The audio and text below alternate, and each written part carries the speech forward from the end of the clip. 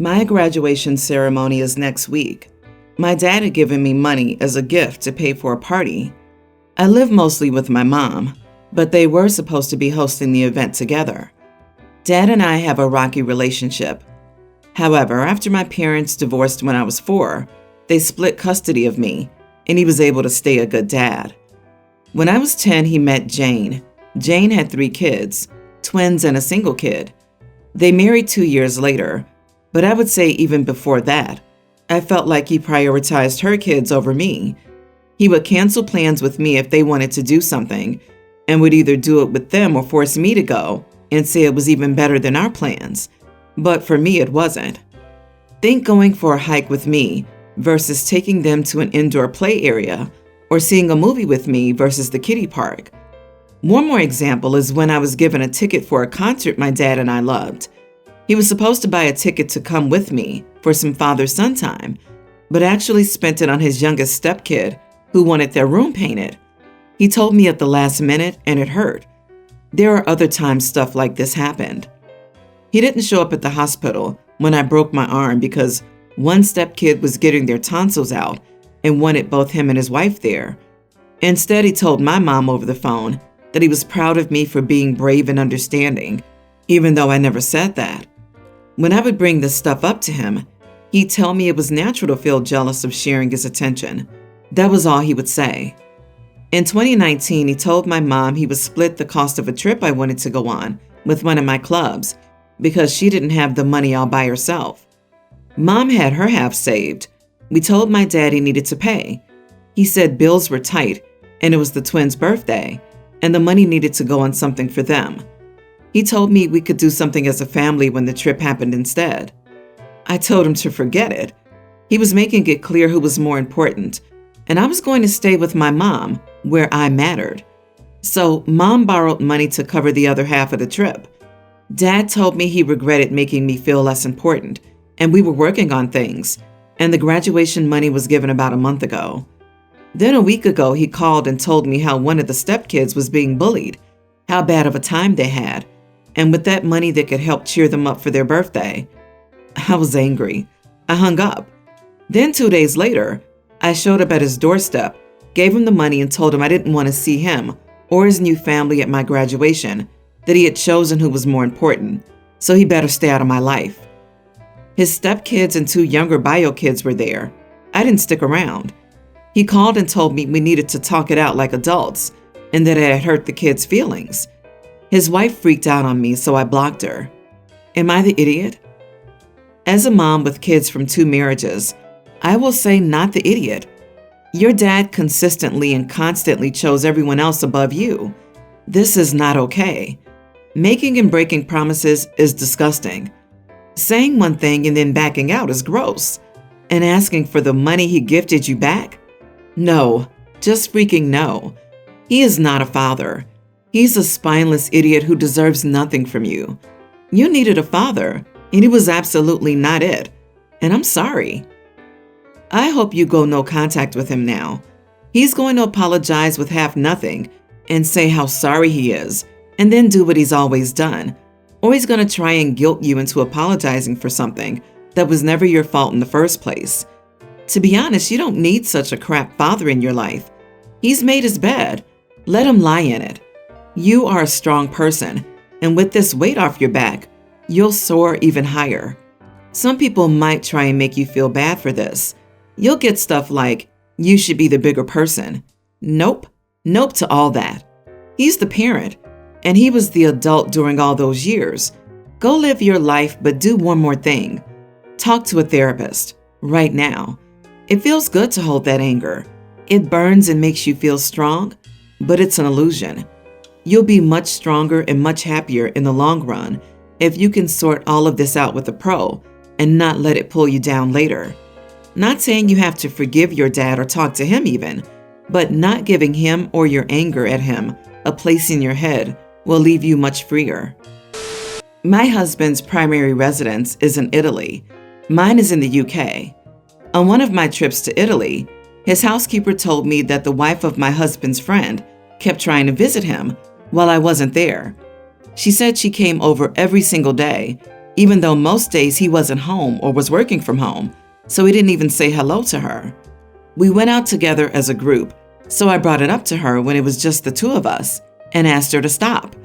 I told her my husband doesn't like being disturbed while working, so she should arrange something instead of just turning up.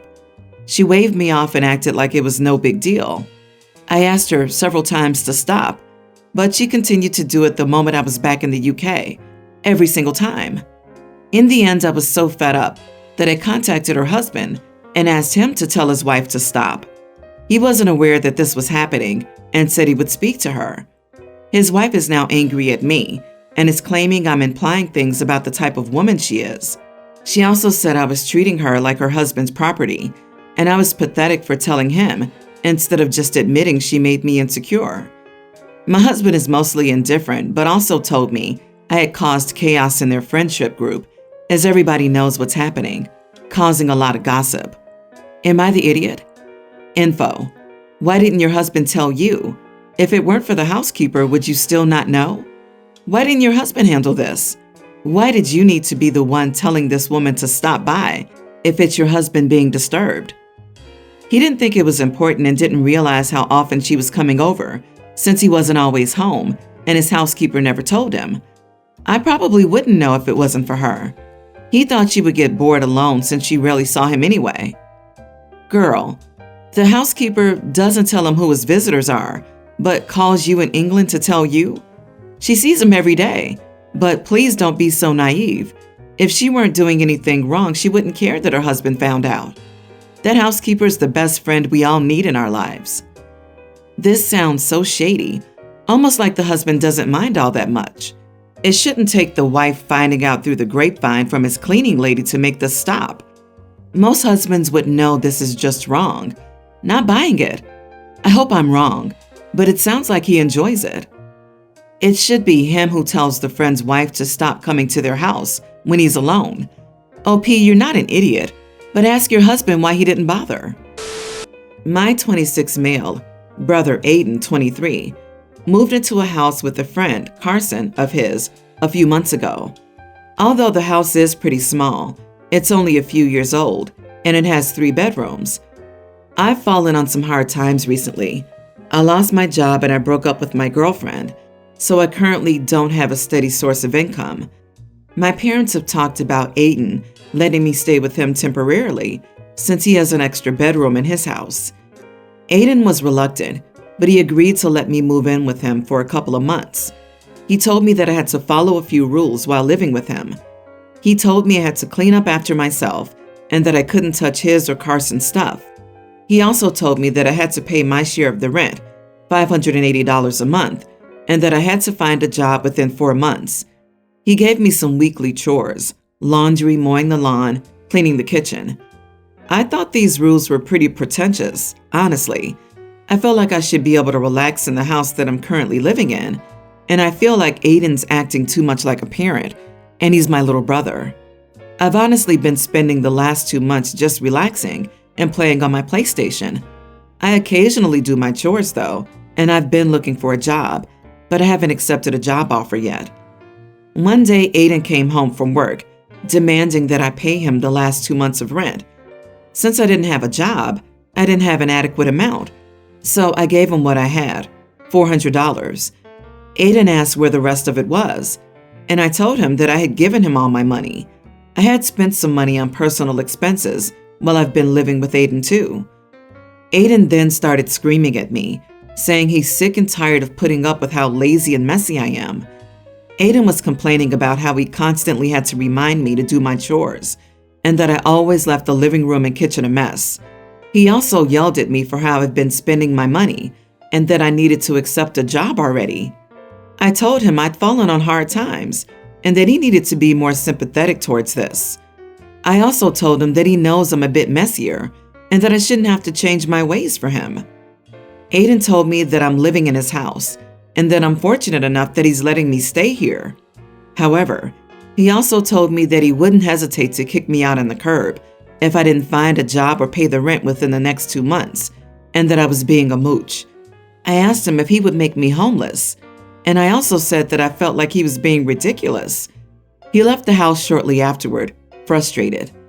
Aiden complains about this to our parents, and they told me that I needed to listen to Aiden because he's nice enough to let me stay, and what he's asking of me is normal to ask of a roommate. According to Aiden, Carson has also repeatedly asked him when I'll move out. I'm honestly a little conflicted about the situation. What do you think? You are the idiot. Your brother's rules were simply how to behave like an adult in a shared living space. My guess is your brother was explicitly clear since he knew it would be hard for you to manage this. And he was right. You need to get your act together. I don't understand how he thought these rules were not simple or even just implied when you live with roommates. Obviously, his brother knew him and knew he had to spell these rules out for him explicitly. OP, get a job, be an adult, and get out of his house if you aren't going to respect it. I'm 26 too, and I can't imagine not having a job and just playing games all day. Come on, it sounds like you're not trying, dude. I have 2 daughters, Lena, a young teen, and Zoe, nearly adult. I've always encouraged them to try rather than care about grades for their schooling. I've always found work ethic, resilience, and responsibility to be more critical than smarts alone. So I would say that's what I always focused on. School is properly back this year, so my wife and I decided to reward them if they did well. I would say the expectations were clear and about them behaving well rather than grades. The girls' semester report came out yesterday. While the main focus is academics, each subject grades and comments on behavior in class. Lena got mostly C's, but she struggles with school, so that's an achievement for her. Her teachers graded her behavior perfectly and mentioned how she was trying and everything. To put it very crudely, Zoe had all but one of her teachers saying she's extremely smart, almost straight A's, but a complete idiot and a problem in class. So I think Lena should be rewarded, not Zoe. Still, we took them both out that night and celebrated finishing the semester. We did say we were proud of them and everything, but today I talked to Zoe about what her teacher said. She says it's not her fault her teachers suck and are boring, which may be true, but she still can't be rude or distract others. Zoe wasn't happy about the discussion and got upset when I told her she wouldn't be rewarded. She basically thought her grades should mean it's fine and that I'm punishing her when it's not her fault. So I decided to leave the discussion for later when she was calmer, but made it clear that while I'm disappointed in her acting up, I still love her and I'm proud of her doing well score-wise. It seemed to have calmed by this evening, but Zoe overheard Lena talking to my wife about deciding on her reward and got angry again. She said it's unfair that Lena is rewarded for bad grades, but she gets nothing for A's. I tried to take her aside and talk to her. I explained that it wasn't about the grades, but she didn't take it well. She claims that we love Lena more and favor her, that it's unfair that she has such low standards to meet, but that's not the case. My wife feels bad and changed her mind and thinks that maybe we should reward her with something since she did so well academically, and it was a struggle to adjust given everything. But I don't think we should reward her for misbehaving. Even if she scores well, if she acts up, it can harm other students. I know that happened back when I was in school. So I haven't changed my mind, and I don't think it's wrong, but my wife feels that it's an idiot move. You are the idiot. Are you one of those hands-off parents regarding their education? It seems like it. If she's getting good grades, but her behavior marks are poor and she says she's bored, that's your cue to have a conference with her teachers. Also, if you're finding out her behavior now because of the report card, how can you fairly punish her if no one notified you of the issues the entire quarter or semester, and she had no time to change or work on her attitude? The teacher should be in contact with you if the behavior is bad enough that it warrants low scores on a report card. It sounds like you need to be more proactive and speak to the people at the school about what they can do to stimulate her mind in class. I can see how she thinks you're playing favorites. OP is teaching his daughter that grit, achievement, and hard work is less valuable than being a reserved, quiet, good girl. Moreover, teachers tend to regard girls as obnoxious for the same behavior seen as assertive in boys. I can't help but wonder if OP would have this same system for rewarding in politeness and submission if he had sons instead of daughters. I just want to say I had excellent grades, low participation, and tons of attention problems as a kid. It took me 28 years for someone to suggest I had ADHD and wasn't just an arrogant, bored idiot. Not saying your kid is the same as me, just saying you've got a high achiever who's bored. And especially since she's a girl, symptoms can present differently or be perceived differently and lead to a failure to diagnose. I'm 19 female, on a summer trip with my friends from school, 19 through 20, and one of them asked me to be a subject in their research project about college students who grew up in disadvantaged or underprivileged environments. I was confused because I don't think I'm disadvantaged in any way. I'm from an upper middle class family and I had a great childhood. I spent some of it at a good public school and some at a private school, so nothing was missing from my environment. I pointed this out, and all of them had this odd attitude shift and exchanged looks like I'm crazy or something, or I'm in denial of my disadvantaged status. The one researching smiled at me and was like, "Of course. Many kids who grow up in resource-deprived areas feel that their childhood was normal since they've never known anything else. Your feelings are valid." And the others echoed similar things. And she was like, "But after you come to terms with everything, you should really consider how your lack of participation in the study will affect other kids growing up in circumstances as you did." It was like all of them were simultaneously gaslighting me. I don't know where they got the idea that I was underprivileged growing up. I'm not sure if it's a regional thing because they're all from the Northeast and they think Midwestern people are poor, or if since they all went to boarding schools, they think I'm disadvantaged because I didn't go to one. They said it can be hard having fewer resources, growing up in a household with undereducated parents, etc.